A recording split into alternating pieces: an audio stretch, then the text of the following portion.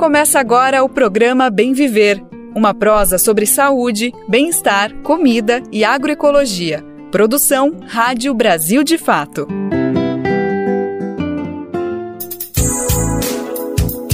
E hoje é quarta-feira, dia 25 de setembro de 2024. Estamos chegando junto para mais uma edição inédita e fresquinha do Bem Viver, uma produção do Brasil de Fato. Você sabe muito bem, na próxima 1 hora, o nosso objetivo é pôr em pauta os assuntos fundamentais para a gente pensar uma sociedade mais justa e igualitária para todo mundo. Por isso a gente não tem medo não de falar de agroecologia, saúde, alimentação, cultura e misturar tudo isso com as notícias do dia a dia, o que está sendo falado sobre política, economia, política internacional. Sim, a gente junta tudo isso e consegue falar no nosso Bem Viver.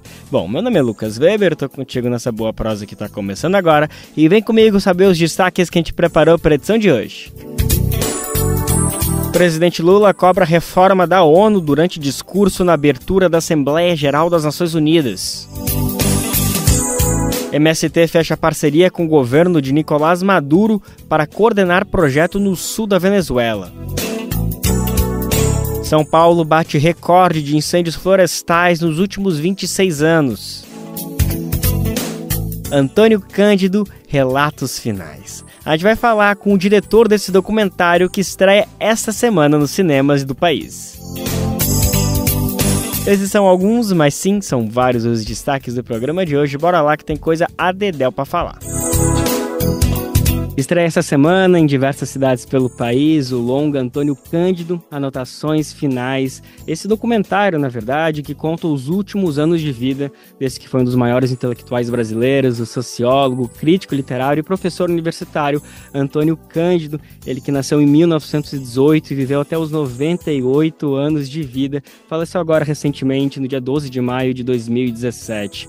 É uma direção de Eduardo Escorel, ele que tem aí uma longa trajetória no cinema brasileiro, principalmente como montador, trabalhou no áudio, na edição de grandes clássicos nacionais, passando por Macunaíma, Terra em Transe, Cabra Marcado para Morrer, mas no caso de Antônio Cândido, Anotações Finais, ele chega como diretor. A gente vai falar com ele agora, tenho o prazer enorme de te receber aqui. Eduardo, muito obrigado pela tua disponibilidade, feliz demais em ter o contato contigo, amigo, especialmente para falar dessa figura tão ilustre, tão importante e tão atual, que é Antônio Cândido. Eu que agradeço, é um prazer estar aqui com você. Maravilha. Eu nem falei no começo, mas para dar um molho especial para todo esse filme, como eu comentei, né, é esse relato dos últimos 2 anos de vida do Antônio Cândido, e o filme se traz de uma forma como se fosse uma narração dos próprios relatos, e quem faz a locução, quem faz a apresentação, a leitura desses diários de Antônio Cândido é o ator Matheus Nachegali. Então dá toda uma dramaturgia extra que deixa tudo ainda com contornos mais surreais. É muito bacana essa escolha que você fez. Não sei exatamente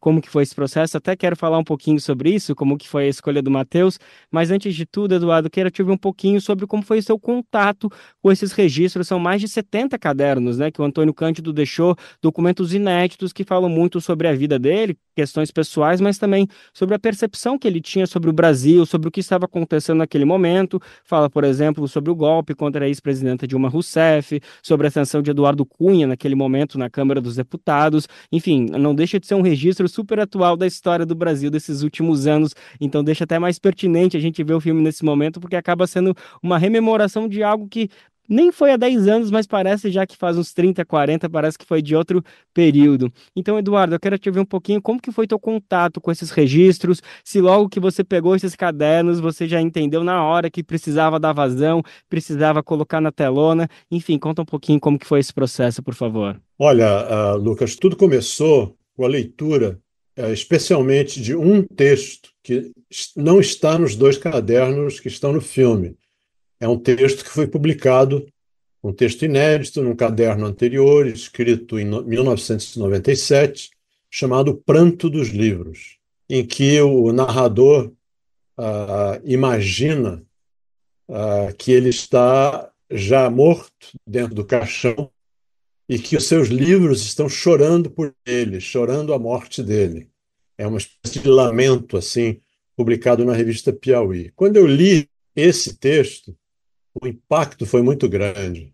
E com o falecimento de Antônio Cândido, né, em maio de 2017, eu pensei na possibilidade de fazer uma narrativa parecida ele tinha imaginado, quer dizer, o relato de um morto.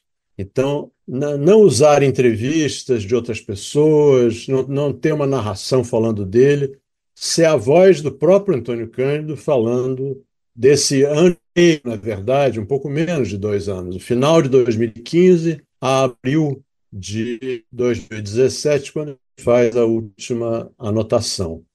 Isso me pareceu uma opção interessante, estimulante, um desafio em termos de filme, porque é muito diferente do documentário biográfico usual, né? Em que você entrevista pessoas, todas elogiam muito o falecido, no caso, se for um falecido.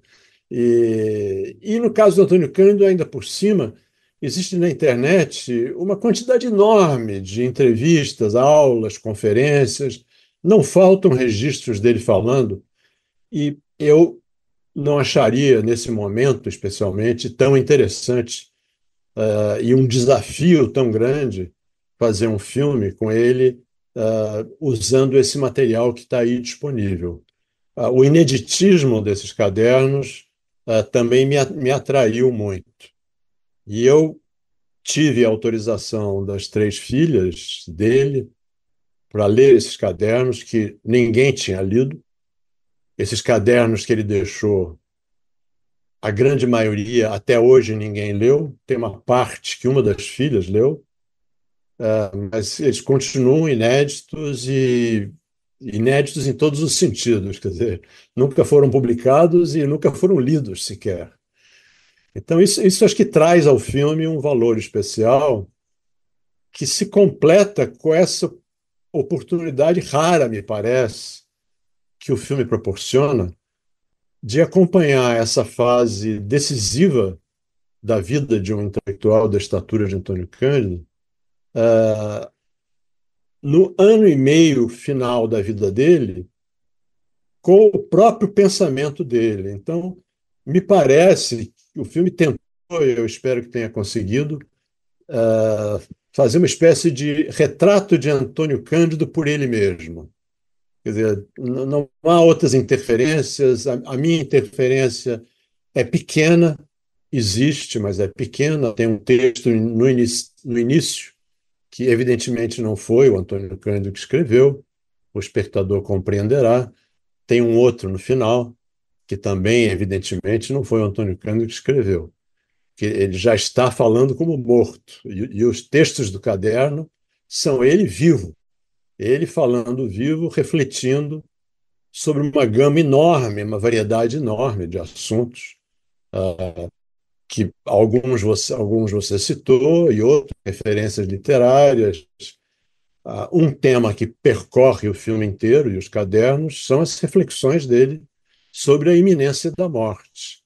E a maneira como ele pensa nessa inevitabilidade, digamos assim, que se aproxima, eu acho que é outro dos grandes focos de interesse do filme. Sem dúvida alguma, sem dúvida alguma. Talvez de alguma maneira ali uma inspiração de Memórias Póstumas de Brás Cubas, ali citando Machado de Assis, que é uma das grandes referências que o próprio Antônio Cândido comenta ali, Ah, né, Eduardo?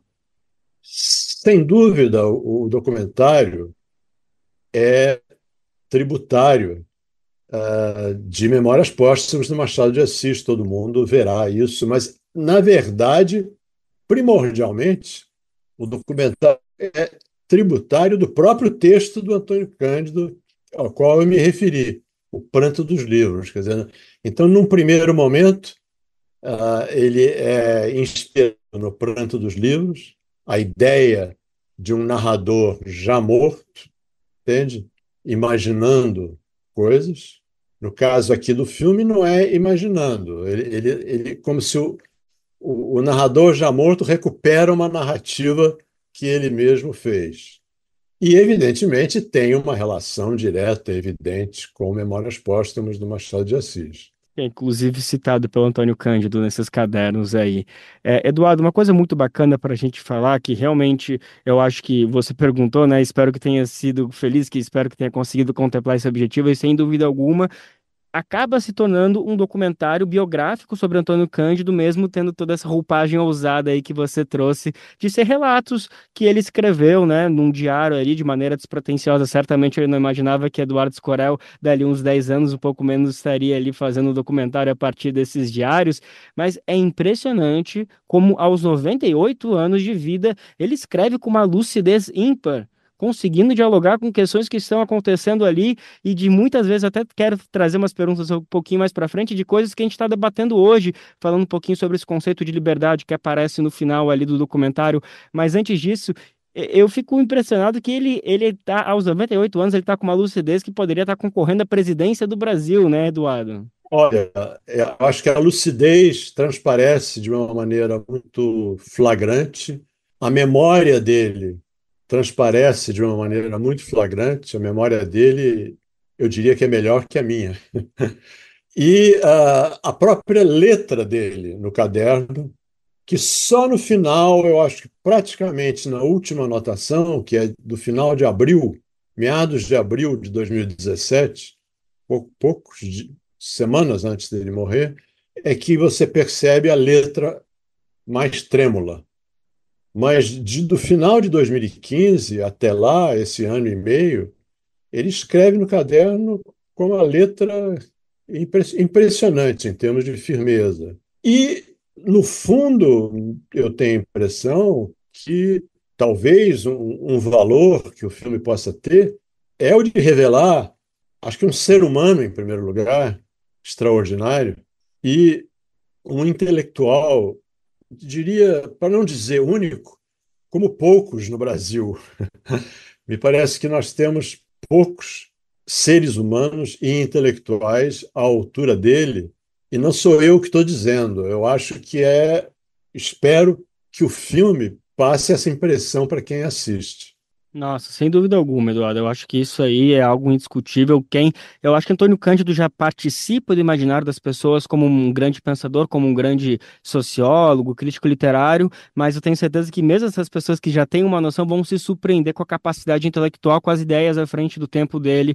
Inclusive, falando um pouquinho sobre isso, ele foi uma pessoa que esteve, por exemplo, próxima de Sérgio Buarque de Holanda, de Gilberto Freire, aí, entendidos como pessoas que desenharam muito bem a situação do Brasil e a gente pode colocar, sem dúvida, Antônio Cândido no lado deles, mas me parece que necessariamente alguns passos à frente, eu aqui, né, com toda a minha humildade falando isso, mas principalmente porque ele trazia uma questão que me parece que outros grandes intelectuais não foram capazes de colocar, que é colocar o racismo como o cerne principal para a gente entender o país desigual e que a gente enfrenta, né? Eu acho que isso é algo que permeia todo o filme e é muito importante a gente trazer essa lucidez que ele consegue colocar o racismo como um centro de um problema, de algo que a gente precisa superar se a gente realmente quer almejar um país aberto para toda a população, né, Eduardo? Essa questão é uma questão crucial do pensamento dele. Eu tenho a impressão que ela foi se tornando mais importante à medida que ele foi amadurecendo, ficando mais idoso. A compreensão dessa chaga que marca a formação do Brasil e que permanece, quer dizer, ela permanece em muitas medidas, né? E o fato dele voltar a isso e disso estar tão presente ao longo desses dois últimos cadernos é muito significativo, quer dizer, significativo, inclusive, da importância que isso continuou a ter para ele até o final. Ele coloca essa questão como uma questão central do Brasil. Eduardo, falando ainda um pouquinho sobre essas ideias que ele traz, que a gente precisa bebendo dessa fonte, mesmo sendo uma pessoa que nem mais está aqui para comentar, mas a gente ainda percebe essa atualidade dos pensamentos dele. Eu queria falar um pouquinho sobre o final do filme com todo cuidado para não dar spoiler, porque realmente é um momento muito emblemático, mas eu acho muito pertinente, muito bacana o relato que ele traz ali, que ele faz uma diferença, que ele disserta um pouquinho sobre a diferença entre liberdade e igualdade, e ele acaba desmistificando um pouquinho essa ideia de que liberdade como essa grande referência que precisa ser buscada como país, que os brasileiros e brasileiras precisam nesse momento é de liberdade. E nisso eu fiquei pensando um pouquinho como ele não estava antevendo o discurso que hoje está tão bem consolidado no discurso bolsonarista, né? Quantas vezes a gente viu Jair Bolsonaro falando de que nós precisamos de liberdade para o país, que esses outros governos, sempre citando o PT, mas ele faz referência a qualquer outro governo, tentam limitar a nossa liberdade, as fake news que a gente vê até que normalmente vão falar de ideologia de gênero, falando, você não vai permitir que o seu filho tenha liberdade de escolher o que ele quer, enfim, acaba sempre tentando flertar um pouquinho com essa ideia de liberdade, e nesse relato específico, ele acaba justamente desmistificando essa ideia de liberdade muito antes de Jair Bolsonaro e qualquer outro bolsonarista desse tipo defender essa ideia. Eu acho que só mostra como ele estava realmente com um pensamento extremamente fresco e pronto assim para debater qualquer ideia que viesse a surgir, mesmo agora, em 2024, ele estaria preparado para acabar com qualquer discurso de fake news que tentasse mostrar que o que a gente vive é um país à medida de censura, não, Eduardo? É uma declaração, quando ele faz esse paralelo entre liberdade e igualdade, é uma reflexão que não deixa de ser uma polêmica e provocativa propositalmente, né? Que está no final do filme como uma espécie assim de síntese do pensamento dele, do pensamento. Ele faz uma reafirmação das convicções socialistas dele, né? E aí faz essa reflexão sobre se é preciso escolher, e de maneira geral a história mostra que em muitos momentos é preciso optar, se é preciso optar entre igualdade e liberdade, ele faz a escolha dele e defende a escolha dele.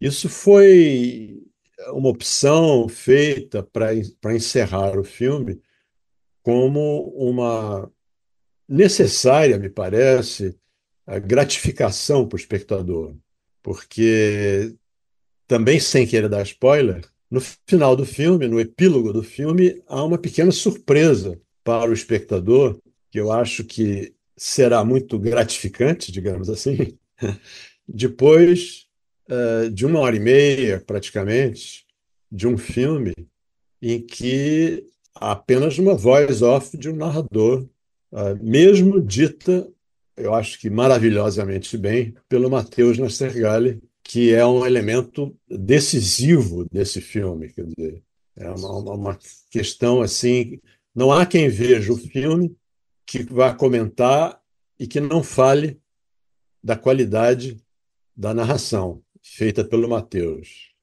E narração é sempre um problema em documentário, né? Se você erra a voz, o tom da voz, o narrador, você pode realmente liquidar um filme. E é curioso, porque o Matheus foi o único que me ocorreu chamar por uma questão casual, não chamei mais ninguém, foi o primeiro e único que aceitou, e foi maravilhoso. Eu tive a ideia de fazer com ele, casualmente, se é que o acaso existe.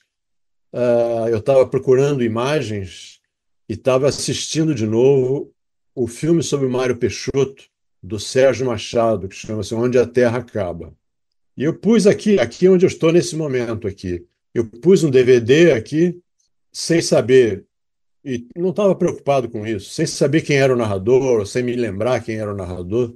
E comecei a assistir o filme, rever o filme, na verdade, muitos anos depois. E quando começou a narração, eu parei e disse: opa, essa voz aqui está me parecendo que pode ser a voz do Antônio Cândido no filme. E não deu outra, entende? Realmente não deu outra. Tiro certeiro, né? Não precisava de mais nenhum convite, resolveu tudo ali com esse grande ator que é Matheus Nastergalli, se mostrando também um exímio narrador. Conta só um pouquinho mais, Eduardo, sobre como que foi a recepção do Matheus, se ele já tinha noção da dimensão da obra, da importância do Antônio Cândido, ou se até para ele foi uma surpresa, como eu imagino que vai ser para muita gente que tiver o prazer de ver esse grande documentário. A surpresa existiu no sentido de que ele, naturalmente, não conhecia os textos do caderno, não conhecia a intimidade, digamos assim, do Antônio Cândido. Mas uma das virtudes do Mateus é que ele conhecia uma das obras fundamentais do Antônio Cândido, que é Os Parceiros do Rio Bonito, o estudo dele sobre o caipira paulista. Porque ele leu e estudou o livro quando fez pela primeira vez um papel de caipira num filme. Então, quando eu disse o que era, falei com ele, pensando nele, disse o que era, ele tinha uma proximidade, uma identidade, um conhecimento. Eu não precisei explicar nada para ele. Ele tinha também narrado uma série da Isa Ferraz sobre a cultura brasileira, em que o Antônio Cândido é um dos personagens do narrador, é o Mateus também. Então ele já conhecia ele também um pouco por aí, entende? Por esse filme. Mas o fundamental que ele conta, nós tivemos a oportunidade de participar de uma exibição do filme em Goiás, na cidade de Goiás, no Festival de Meio Ambiente, o FICA, e estivemos juntos lá em julho e participamos de uma conversa com o público, e o Mateus contou de maneira muito emotiva e bonita a relação dele com o Antônio Cândido, com a obra do Antônio Cândido, com os parceiros do Rio Bonito, e como isso foi importante para ele para fazer o filme. E se essas qualidades não bastassem, a gravação, que muitas vezes a gravação da narração de um documentário é uma coisa muito sofrida, porque é demorada, mesmo grandes atores, grandes narradores têm dificuldade, podem ter dificuldade com o texto, tem que repetir, demora. O Mateus foi assim um passeio no parque, como se poderia dizer. Nós gravamos em 2 sessões únicas, com uma terceira para corrigir um erro, que foi um erro meu, na verdade, na transcrição do texto, uma palavra que estava errada. Mas em 2 sessões de mais ou menos 2 horas, nós gravamos a narração toda sem nenhum problema, entende? Com uma convicção da minha parte, da parte da montadora do filme, que montou o filme, a Laís Lifshitz, do João Jabassi, o técnico de som, de que ali estávamos com um registro preciso para o filme. E, de fato, ele se provou, se demonstra, eu acho que precioso. Maravilha. Esse foi Eduardo Scorel, o cineasta que está assinando esse filme que está chegando nessa semana em diversas cidades pelo país. Antônio Cândido, anotações finais, que traz o relato dos últimos 2 anos de vida desse grande intelectual brasileiro. O documentário que é narrado é uma leitura, né, desses últimos registros, desses últimos diários escritos por Antônio Cândido. E quem faz isso, quem presta essa voz para todo mundo conhecer mais esse grande pensador, desse grande sociólogo e crítico literário, é Matheus Narchegali. Bom, Eduardo, acho que a gente já fez a nossa parte de conseguir convencer todo mundo a prestigiar esse grande filme. Não está em todas as cidades do país, mas eu tenho certeza que vai circular, vai chegar e depois vai estar nos streams. Enfim, o importante é que todo mundo consiga mergulhar no mundo de Antônio Cândido, consiga saber mais desse grande pensador, porque ele viveu quase 100 anos e todo esse período ele conseguiu falar muito do Brasil e segue sendo necessário ouvir e estudar mais Antônio Cândido. Então tá feito aqui o convite e aqui o agradecimento também pela tua generosidade, pelo teu tempo e tua paciência para conversar com a gente, viu, Eduardo? Eu que agradeço muito a oportunidade de conversar com vocês. Muito obrigado, viu?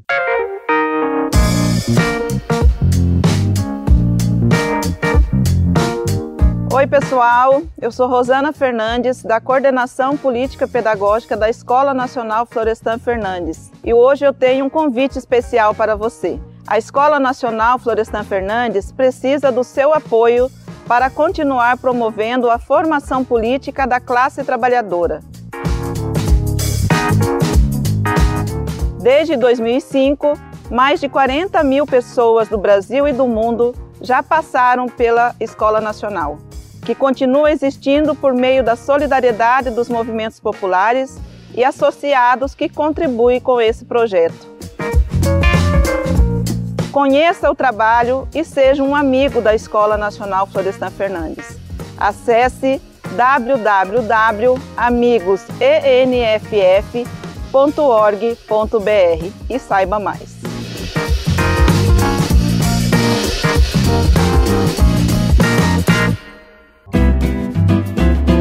Programa Bem Viver, sua edição diária sobre saúde, bem-estar, comida e agroecologia.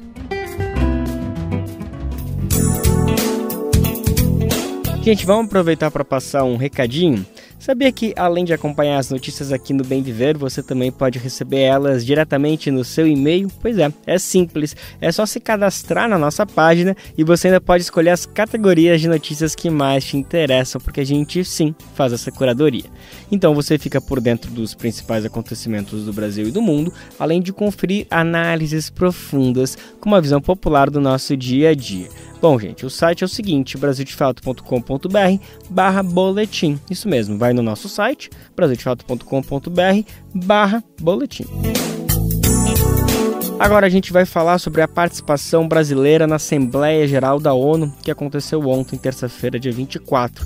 O presidente Luiz Inácio Lula da Silva defendeu a reforma da ONU durante o discurso de abertura da Assembleia Geral das Nações Unidas, lá em Nova York. Na fala, o presidente Lula destacou a necessidade de uma reestruturação ampla. Ele criticou a falta de equilíbrio de gênero, lembrando, por exemplo, que o cargo de secretário-geral nunca foi ocupado por uma mulher na ONU. Lula pediu uma revisão profunda da Carta das Nações Unidas e enfatizou 4 pontos, incluindo a inclusão do desenvolvimento sustentável e do combate às mudanças climáticas no Conselho Econômico e Social da ONU, para que tenha maior influência sobre as instituições financeiras. A nossa reportagem acompanhou então esse pronunciamento do presidente Lula e traz agora então um pouquinho mais de detalhes da fala do Lula e também as repercussões do caso. O presidente Luiz Inácio Lula da Silva defendeu a reforma da ONU, a Organização das Nações Unidas, nesta terça-feira em Nova York, nos Estados Unidos. Lula foi aplaudido pelos chefes de Estado e por membros de delegações de países estrangeiros, ao dizer também que não existe equilíbrio de gênero no exercício das mais altas funções das Nações Unidas e que o cargo de secretário-geral jamais foi ocupado por uma mulher. Estamos chegando ao final do primeiro quarto do século XXI, com as Nações Unidas cada vez mais esvaziada e paralisada. É hora de reagir com vigor a essa situação, restituindo à organização as prerrogativas que decorrem da sua condição de Fórum Universal. Não bastam ajustes pontuais. Precisamos contemplar uma ampla revisão da Carta. A reforma, nas palavras de Lula, deve contemplar 4 pontos. O primeiro é a inclusão dos temas sobre desenvolvimento sustentável e combate à mudança climática no Conselho Econômico e Social da ONU, com capacidade real para inspirar as instituições financeiras. Os outros pontos abordados por Lula são a atualização do tema de paz e segurança internacional, dado o cenário crescente de conflitos e guerras ao redor do mundo, o fortalecimento de uma agenda de consolidação da paz e uma reforma específica no Conselho de Segurança das Nações Unidas, com foco na composição, método de trabalho, direito de veto, de forma a tornar esse conselho eficaz e mais representativo na realidade contemporânea. A transformação do Conselho Econômico e Social no principal. A sua reforma deve compreender os seguintes objetivos: a transformação do Conselho Econômico e Social no principal fórum para o tratamento do desenvolvimento sustentável e do combate à mudança climática, com capacidade real de inspirar as instituições financeiras. A revitalização do papel da Assembleia Geral, inclusive em temas de paz e segurança internacionais. O fortalecimento da Comissão de Consolidação da Paz. A reforma do Conselho de Segurança, com foco em sua composição, método de trabalho, direito de veto, de modo a torná-la mais eficaz e representativo das realidades contemporâneas. O chefe do Executivo brasileiro voltou a criticar, portanto, a exclusão de países da América Latina e da África nos assentos permanentes do Conselho de Segurança. A exclusão é um eco inaceitável de práticas de dominação do passado colonial. Vamos promover essa discussão de forma transparente.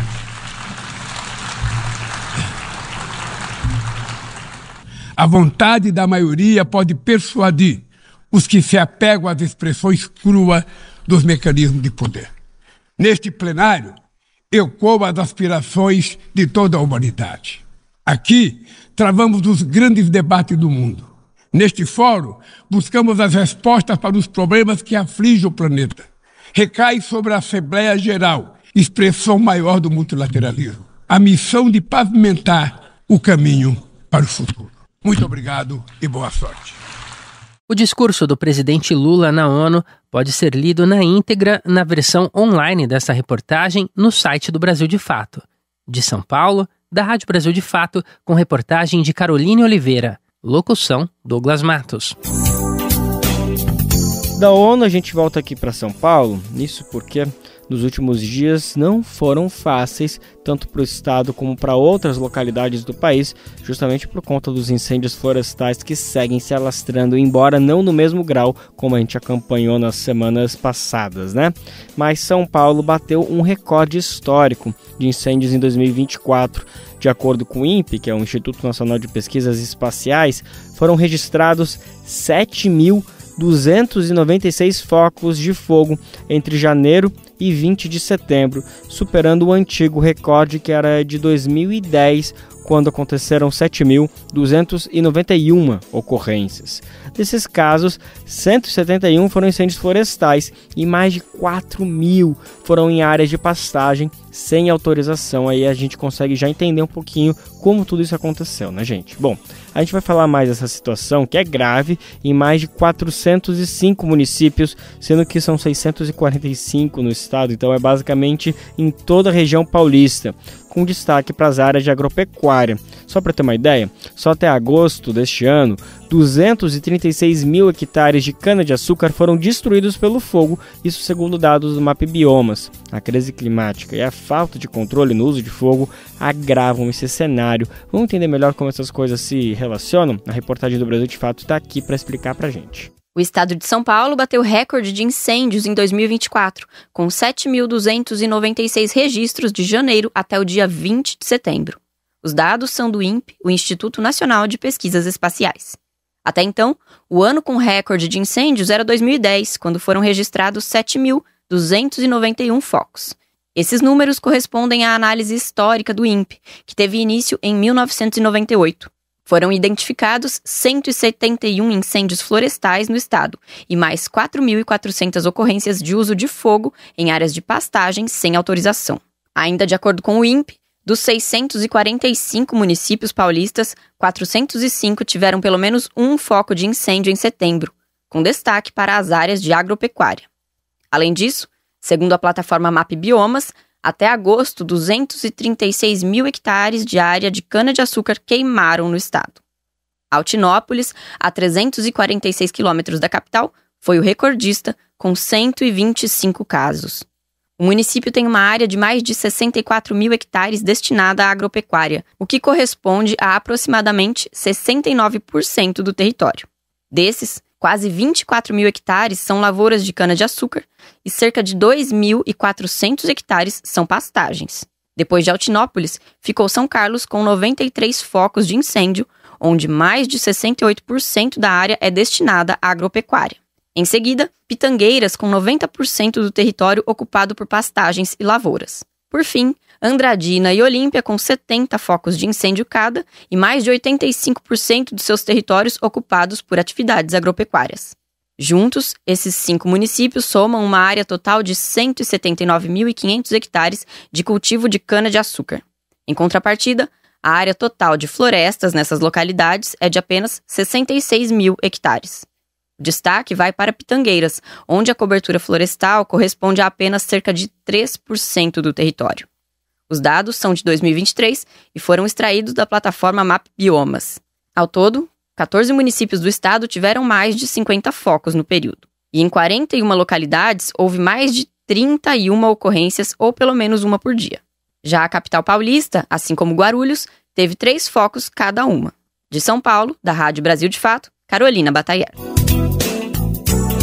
Olha, gente, é muito, mas muito preocupante o cenário das queimadas, o que torna urgente uma ação direta do governo federal contínua. Não basta só medidas para hoje, para conter o que está acontecendo agora em 2024. A gente tem que impedir que esse cenário se repita nos próximos anos. Por exemplo, a gente precisa então que o governo acelere a criação da Autoridade Nacional de Emergência Climática. Além disso, a gente precisa ficar debatendo exaustivamente que esse modelo de agricultura é insustentável e impraticável porque, além de tudo, atua contra si próprio. Qual foi a última vez que você ajudou a salvar uma vida? Nájila Lima, do Hemocentro do Ceará, tem um recado para você. As doações de sangue, elas devem acontecer todos os dias, não somente em datas comemorativas como Semana Santa, Natal. O paciente ele não escolhe o dia de adoecer, a gente não tem sangue em farmácia, nem em laboratório. A gente realmente precisa contar com a disponibilidade, a solidariedade das pessoas. Tome uma atitude e salve vidas. Doe sangue. Uma parceria Rádio Senado. Você está ouvindo o programa Bem Viver, uma prosa sobre saúde, bem-estar, comida e agroecologia.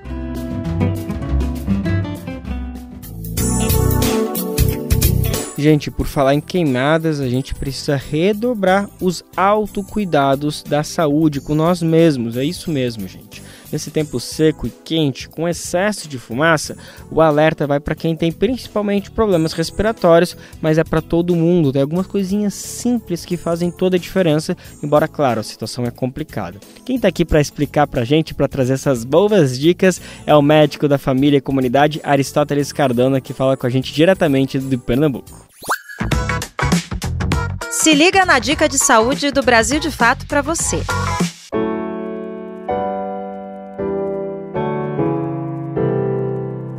Queria chamar a atenção, gente, para algo que a gente tem vivido e acompanhado no nosso país nessas últimas semanas, especialmente, e com uma certa tendência a piorar nas próximas, que é esse momento em que a gente está vendo combinado o clima ficando cada vez mais quente, mas junto a isso um clima bastante seco. A gente vive um momento recorde de temperaturas secas em nosso país, como a gente tem visto, e em alguns locais agravados também por uma presença maior de uma quantidade de fumaça. Essa é uma situação combinada que pode trazer riscos à nossa saúde, de uma maneira em geral. E há várias ações, várias medidas, isso nos atinge de várias formas. Mas eu queria focar aqui rapidamente com vocês sobre os cuidados que a gente tem que tomar individualmente com a nossa saúde. Começar falando especialmente daquelas pessoas, por exemplo, que já têm problemas respiratórios, como alergias, asma, bronquites. Essas pessoas precisam tomar cuidados redobrados, aqueles cuidados que elas já sabem que normalmente tomam relacionados a essa situação combinada. Uma outra situação, e isso serve para todo mundo também, é com relação à proteção que a gente tem que ter de nossas mucosas, de boca, de olho, de nariz, porque são áreas do nosso corpo que são bastante sensíveis e elas são as primeiras que muitas vezes sofrem quando a gente tem um clima mais seco, um momento mais quente. E uma outra situação que a gente precisa estar atento é a nossa pele. Pessoas que têm tendência a irritações, a alergias também de pele, podem sofrer mais nesse período. Então é muito importante a gente seguir sempre aquelas orientações de estar sempre hidratado, beber mais água do que o comum, do que o normal. Isso é muito importante. Evitar praticar atividades físicas quando possível, nos momentos mais quentes do dia. Quando a exposição ao sol for inevitável, por conta de trabalho ou qualquer outro motivo, procurar estar protegido de todas as maneiras que se possa com relação a isso. E aquelas pessoas que já têm problema com ressecamento, por exemplo, no nariz, é importante usar soluções com soro fisiológico, soluções salinas que ajudam a hidratar, além do que eu comentei, volto a reforçar, beber bastante água para que a gente possa tentar passar por esse período da melhor maneira possível.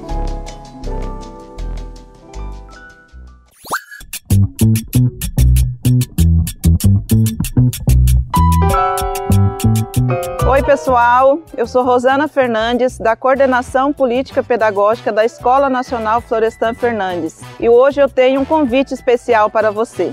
A Escola Nacional Florestan Fernandes precisa do seu apoio para continuar promovendo a formação política da classe trabalhadora.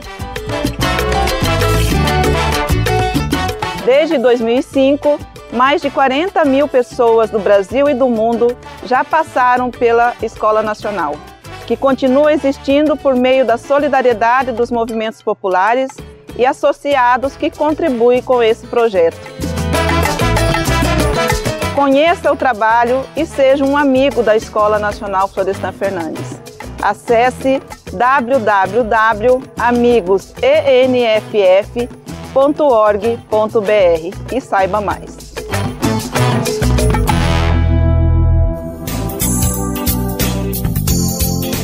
Vamos falar um pouquinho do noticiário internacional, gente. Olha só, o Movimento dos Trabalhadores Rurais Sem Terra, o MST, se reuniu na segunda-feira, dia 23, com o presidente da Venezuela, Nicolás Maduro, no Palácio de Miraflores, para lançar um projeto conjunto no sul do país. Durante o encontro, Maduro destacou o compromisso com a produção agrícola e afirmou que a transformação da sociedade passa pela agricultura familiar. A nossa reportagem, diretamente de Caracas, acompanhou esse encontro e traz detalhes para a gente. Lorenzo Santiago fala com a gente diretamente da Venezuela. O Movimento dos Trabalhadores Rurais Sem Terra, o MST, teve uma reunião com o presidente da Venezuela, Nicolás Maduro, no Palácio Miraflores, sede do executivo, na capital Caracas. Maduro recebeu o MST para o lançamento do projeto conjunto entre o governo bolivariano e o movimento brasileiro no país. O mandatário falou do compromisso com a produção agrícola venezuelana. Ele também disse que a transformação da sociedade vai se dar com uma mudança no modelo econômico, que coloque no centro a produção da agricultura familiar. No começo do mês, Maduro tinha anunciado o projeto com o MST para a produção de alimentos em uma área de mais de 10 mil hectares no estado Bolívar, no sul da Venezuela. O presidente voltou a citar a parceria durante o encontro, que ocorreu na última segunda-feira, dia 23 de setembro. Maduro ainda elogiou o trabalho do movimento e voltou a falar sobre o seu plano de governo para um próximo mandato, chamado de 7 transformações. O documento propõe o desenvolvimento em 7 áreas. Os eixos estão divididos em economia, social, política, meio ambiente e relações internacionais. Além disso, há 2 tópicos mais conceituais: expandir a doutrina bolivariana e aperfeiçoar a convivência cidadã. Maduro ainda destacou o plano de transformações da produção venezuelana e afirmou que o país agora alcançou a meta de produzir 100% dos alimentos que são distribuídos no país.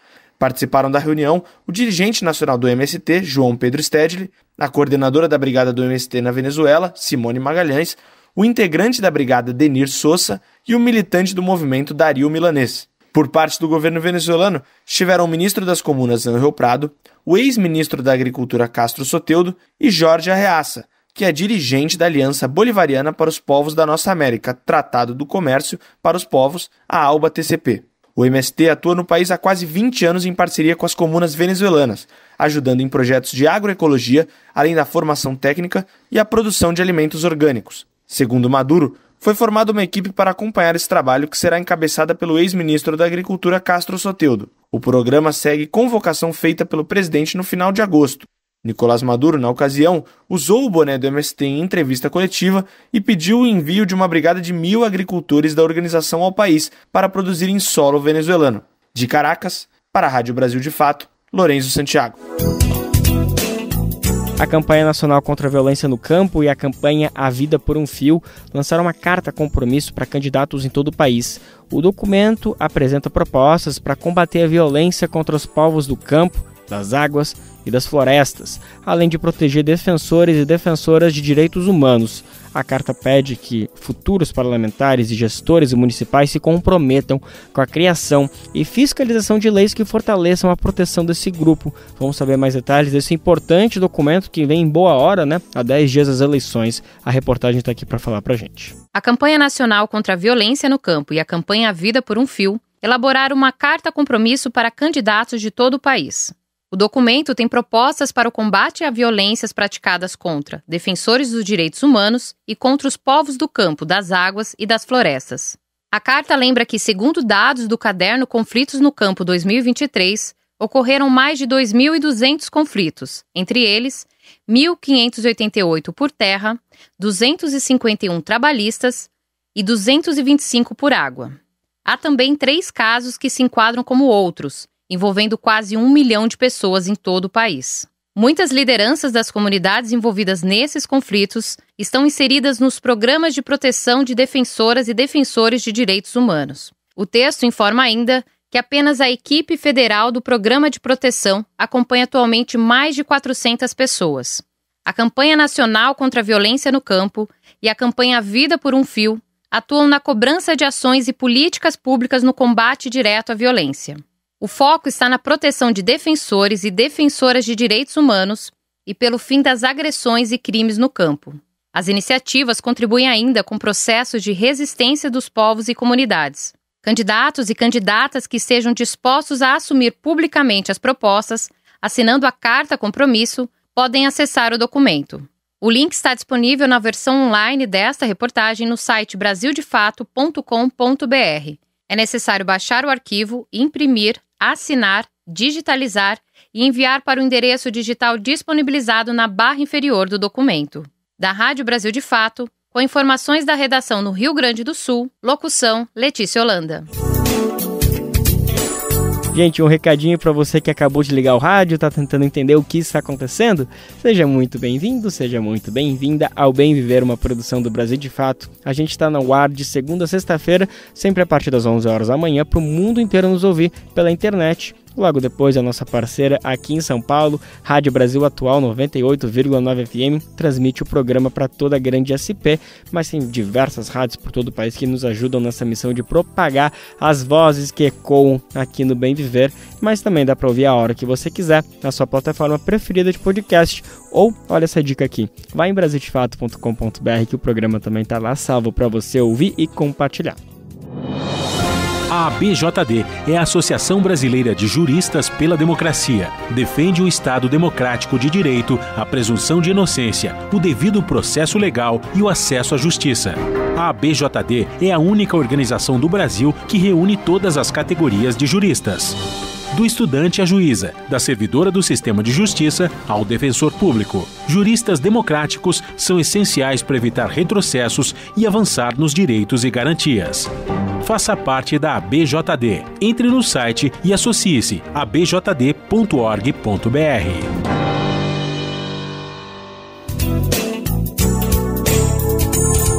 Vamos falar um pouquinho mais sobre eleições, gente? Olha só, em Pernambuco, a ONG Gestos lançou a campanha Sinal Aberto para o Voto Sustentável, com o objetivo de alertar o eleitor e a eleitora para o voto consciente. A ONG chama atenção principalmente para que eleitores observem se as candidaturas estão apresentando propostas de acordo com a Agenda 2030 da ONU, um documento que reúne recomendações para o desenvolvimento social e sustentável até o final dessa década. A gente vai saber mais detalhes. Afonso Bezerra está aqui para a gente para falar diretamente do Recife dessa importante ação. Brasil de Fato nas eleições 2024.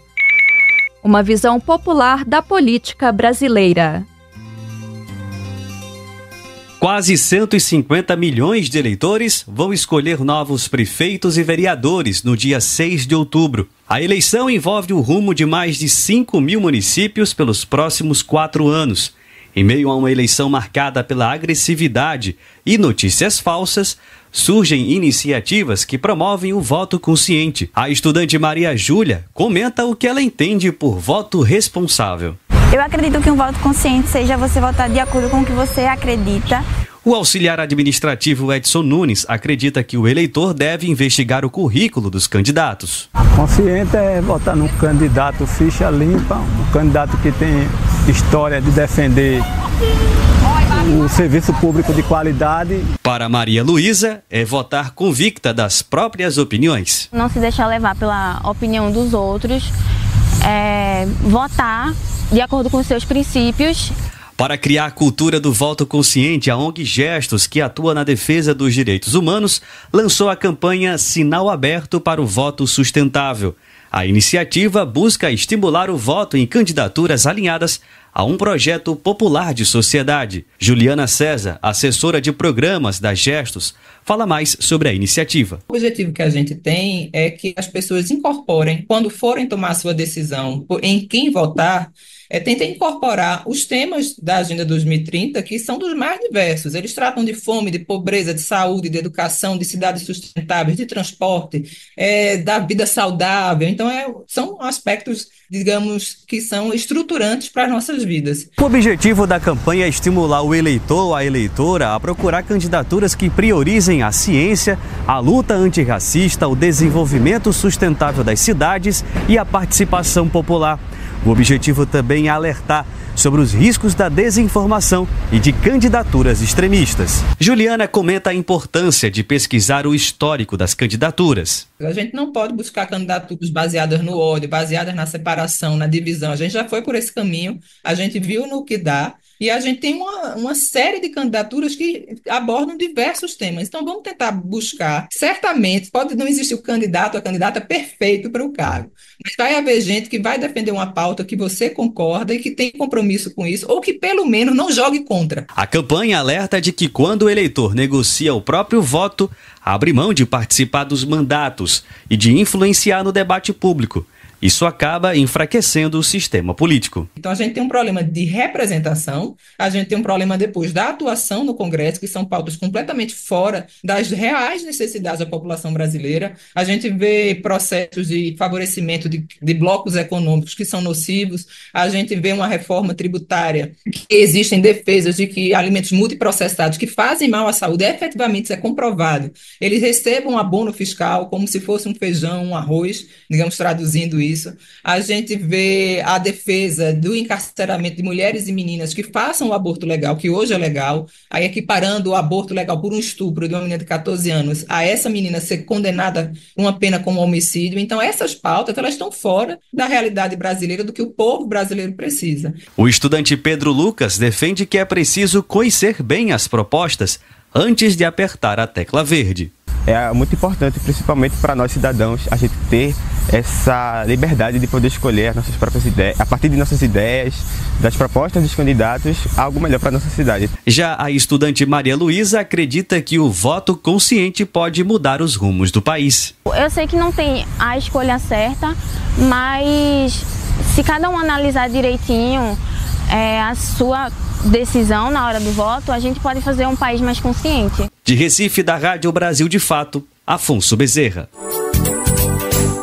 Gente, muito bacana mesmo essa campanha, em meio a mais uma eleição marcada pela agressividade, notícias falsas, o mau uso da inteligência artificial. Tudo isso fica evidente que é importante demais o papel dessas campanhas e também dos veículos de comunicação, para conscientizar a população, combater a negociação do voto, o extremismo político e a violência de gênero e tantos outros absurdos são fundamentais para a gente ter eleições justas e, consequentemente, uma democracia saudável no país.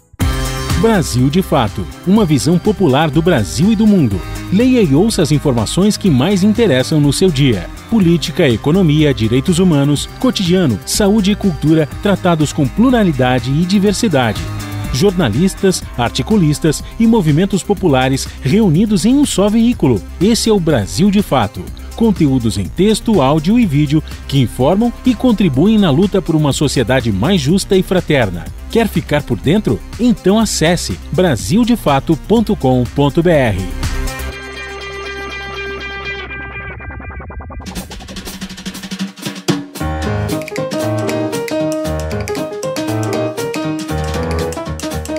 E chegou a hora do mosaico cultural do programa de hoje. Esse som que a gente está ouvindo viene lá de Cuba, hermano. Herança viva do jazz cubano, Los Hermanos Abreu. São dois jovens músicos que representam a nova geração de talentos de Cuba. A ilha, já reconhecida mundialmente como uma expoente do jazz, continua a impressionar com suas contribuições únicas ao gênero.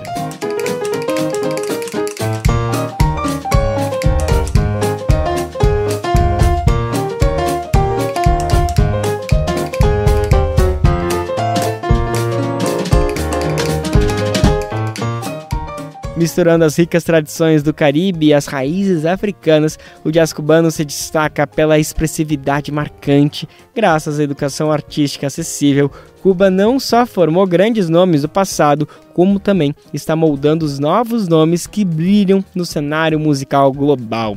A gente vai saber então mais detalhes sobre o passado e o futuro do jazz cubano na nossa reportagem especial diretamente de Cuba.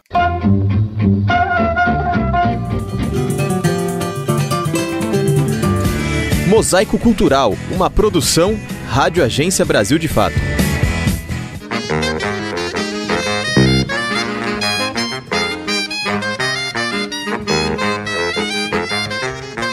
Reconhecida em todo o mundo como um expoente do jazz, Cuba tem sido um lugar de grandes figuras que enriqueceram o gênero ao longo de décadas.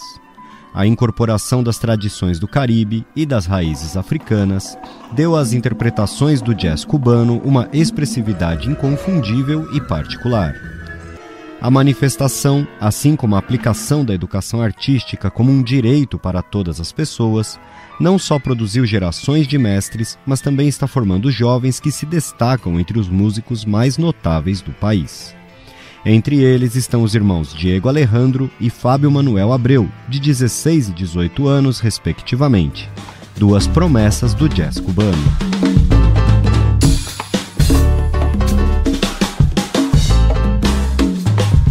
Vindos de uma família ligada ao melhor da música cubana, os irmãos Abreu são filhos da musicóloga Neris González Belo, fundadora do Colóquio Jazz Plaza, um dos mais importantes eventos de jazz do continente, e do notável percussionista cubano Harold Abreu. Diego Alejandro Abreu lembra a influência da música desde a infância. Eu sempre via os shows como um jogo para me divertir. Às vezes eu caía no sono, mas houve um momento importante em que comecei a observar mais atentamente, especialmente quando comecei a realmente ouvir o que estava sendo falado no colóquio, no festival de jazz. Comecei a ficar mais consciente de como ouvir os concertos. Tradição e criação. Dois polos que cada geração deve enfrentar. O desafio de ser contemporâneo de seu próprio tempo e, ao mesmo tempo, preservar um legado, como explica o percussionista Fábio Manuel Abreu. Para mim, muitos dos melhores músicos do mundo são cubanos. Conquistamos esse respeito, mas, ao mesmo tempo, é uma grande responsabilidade, porque não é um jogo. Eu sou um músico cubano e você já está dando uma imagem de quem tem um nível técnico e musical. Acho que essa é uma responsabilidade que temos que ter clara, especialmente a nossa geração, que está se formando aqui, que é herdeira de uma linguagem daqui. E, ao mesmo tempo, precisamos conquistar o respeito para criar e inovar. Não podemos inovar se não conhecermos a tradição. Não podemos criar algo novo se não conhecermos o antigo. Não influi, ela influi para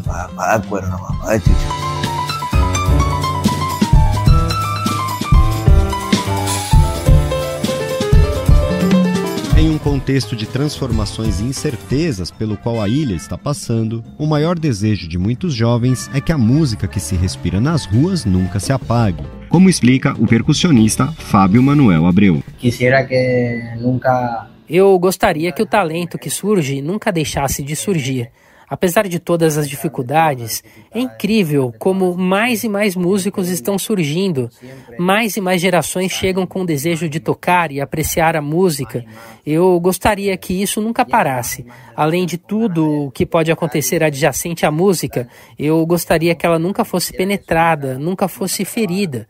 Que esse refúgio que todos os cubanos têm, tanto músicos quanto não músicos, eu gostaria que nunca fosse danificado. Todos os cubanos, músicos ou não músicos, que a música, quisiera que nunca se llegara a dañar. De São Paulo para a Rádio Brasil de Fato, com reportagem de Gabriel Vera Lopes, de Havana, em Cuba, locução Rodrigo Gomes.